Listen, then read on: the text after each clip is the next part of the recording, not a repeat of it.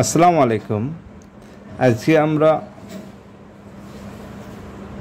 আমরা যে মেমোরি ব্যবহার করি এই সম্পর্কে আমরা কিছু জানবো যে এক জিবি কত।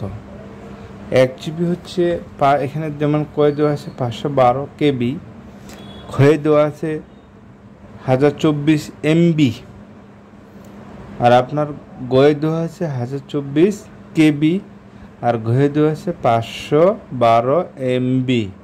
তাহলে এখানকার কোনটা হবে? আপনারা দেখেন যে কম্পিউটারের মেমোরিতে ডেটা সংরক্ষণের পরিমাণকে মেমোরি ধারণ ক্ষমতা বলে। এখন আমরা সচরাচর যেমন 2GB, 4GB, 8GB, 16GB, 32GB এই ধরনের মেমোরি ব্যবহার করি। এখন জিবি বলতে কি বোঝায়? যেমন এখানে বলছে যে 1024 বাইট হচ্ছে কি, হচ্ছে 1 কিলোবাইট।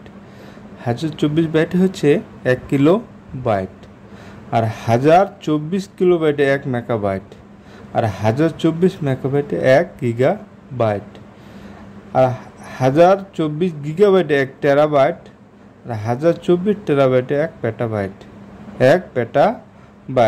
1024 পেটাবাইটে 1 হেক্সাবাইট, আর 1024 হেক্সাবাইটে 1 জেটাবাইট। এটাই ছিল এই প্রশ্নের সমাধান। ধন্যবাদ আপনাদের।